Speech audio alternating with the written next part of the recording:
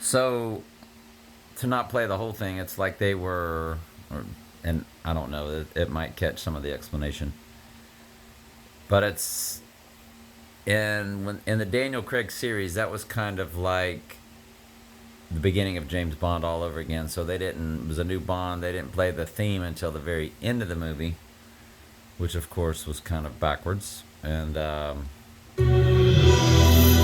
my sort of counterpoint was we can't be ahead of where James Bond is in the film. What would be more interesting would be teasing those elements throughout the film when he puts on the tuxedo for the first time in the bathroom. And he sees himself and he considers himself in the reflection.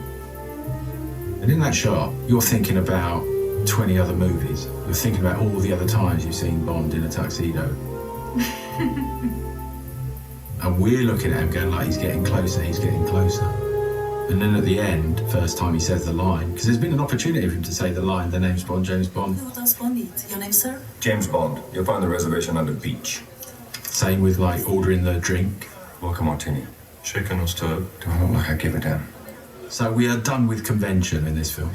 And then right at the end when Mr. White says like, who are you? And he says the name's Bond, James Bond. We've been waiting 2 hours for that. So when Mr. White gets out of his car, I'm not really playing what's happening to Mr. White. It's like we're on the audience's side now, waiting for this to happen. Hello? Mr. White, we need to talk. Who is this? He gets shot in the knee. As he's coming up the steps, there's even a tambourine in it, that famous rhythm for the Bond theme. And then the trombones start, bong. And then you see Bond on the, just his feet on the steps as he crawls up towards him. So you know you're kind of careering towards this moment, and we need access to it, we need permission. The name's Bond. James Bond.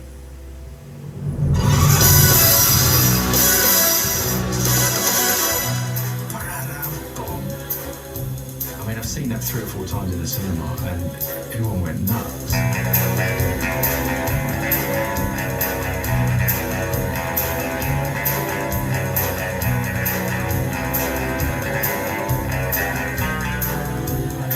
didn't even write it. It's like all I did was position it in such a way to enable that to happen. The recording of the James Bond theme at the end of Casino Royale was the most exciting recording experience I had in any film that I'd done.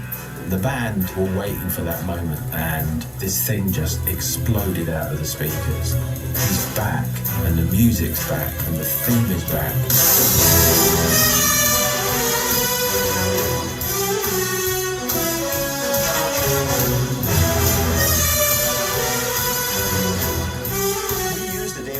Arrangement and recording at the end of Skyfall, and there was a moment where I thought, well, should I be writing something else? Should there be a different arrangement? But it barked so well. It was just a great performance. So I was either going to be chasing it and trying to make it as good, in which case, why bother? Or doing something different for the sake of doing something different, and you could argue, why bother?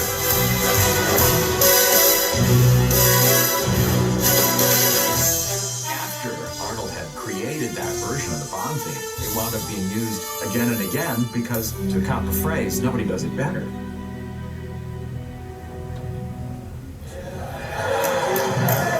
Great, that one. Thank you, guys. so the point was they saved it till the end of the movie, which was the first of the Daniel Craig series. They saved him saying, "I'm James Bond, James Bond," and they saved the theme song until the very end. In other words, like he kind of had to earn it, was the theme of all that. So I thought it was pretty cool. Thought y'all get a kick out of that.